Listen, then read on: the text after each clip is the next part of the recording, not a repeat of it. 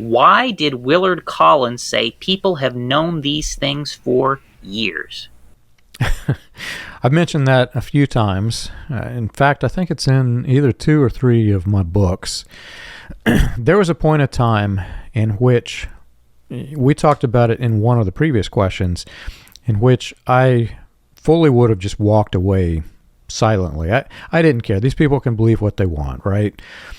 And then, as you know, the bullying starts and all of the different pressuring, the intimidation strategies.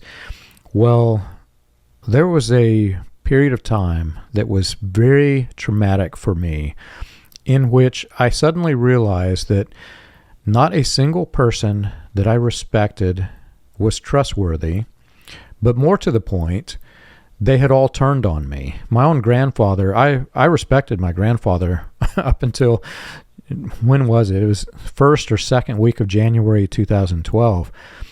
He was probably the man that I looked up to the most. He was the head pastor of the Branham Tabernacle, had been for 50 years, I think it was. But the moment in which I mentioned that I had a question, and even just, I had not even fully discounted William Branham as a prophet. I just knew that he had some failed prophecies, and I was twisted and manipulated to believe that you could be a prophet and also have failed prophecies, which is a problem.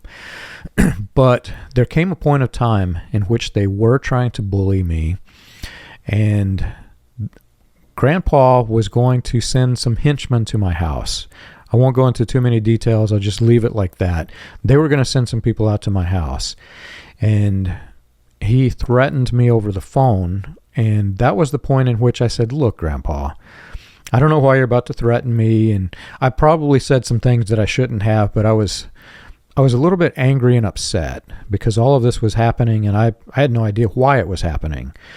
But I said, look, this thing, there's something wrong here. And I mentioned, I had been studying the 1933 quote-unquote 7 prophecies of 33, and I was suddenly starting to realize there weren't just 7, there were more. And there were more because whenever one was proven to be a failure, it would shift into a different one.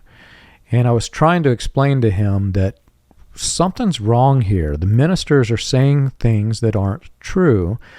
And I mentioned specifically to Grandpa, there are people, especially in this town, that are worshiping William Branham as a god.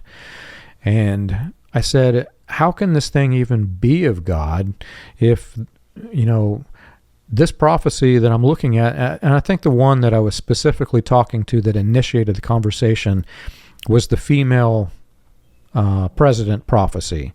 I was saying William Branham said that it was fulfilled multiple times with the election of Kennedy, and I said, Grandpa, Kennedy's not even female. And so he had to change it.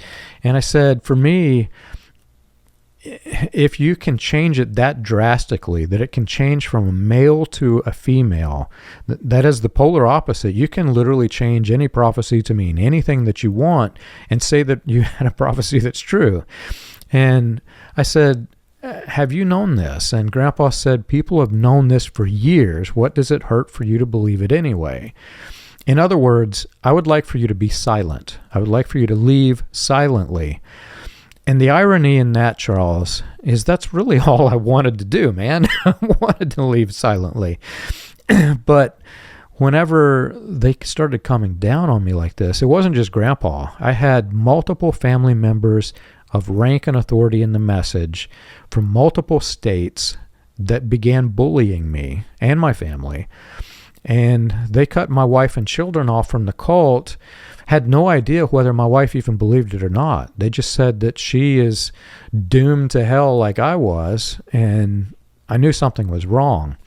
So the reason why he said this was part of the bullying strategy. They were literally going to send men out to my house, and I had to take some precautions. I won't go into details. I'll just leave it at that.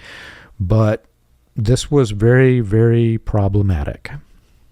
The way they react to questions, especially critical questions, if that does not demonstrate that this thing is a cult.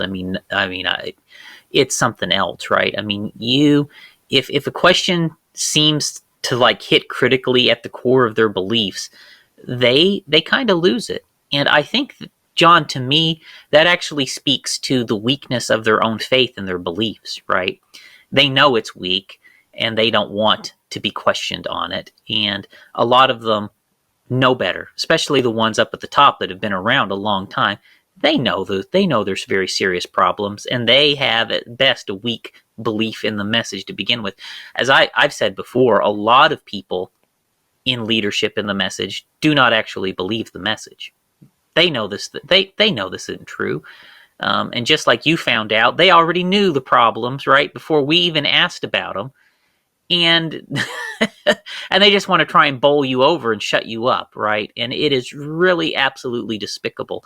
I have like some of the people the same thing that have come down hard on me, or like one of the men, I asked him, so William Branham made all the stuff up about the cloud? He says, yeah, that's pretty much how it is. Boy, he came down on me like a ton of bricks for not believing the mess. He didn't even believe it. He's the one who told me it wasn't true. The same with the KKK stuff. It was the preacher who told me, one of the preachers who told me the KKK stuff was true, come down on me like a ton of bricks that it ain't true, but he's the one who told me it was true, right? And I could go on and on, right? John, you're not the one who convinced me that this stuff is true. They did when they told it to me from their own lips. Yeah. Because they knew it was true before we even started looking into it. And they thought they would just bowl me over and I would, okay, you all believe that this is all true and we're just all going to go along anyway? I don't think so. I mean, I have a conscience. I want to sleep at night, and I don't want to go to hell for lying to people for 50 years. And if you guys are comfortable with that, why, hey, go ahead with that. But, I mean, I know what the Bible says about liars in the lake of fire. I don't want to be in there. It sounds uncomfortable.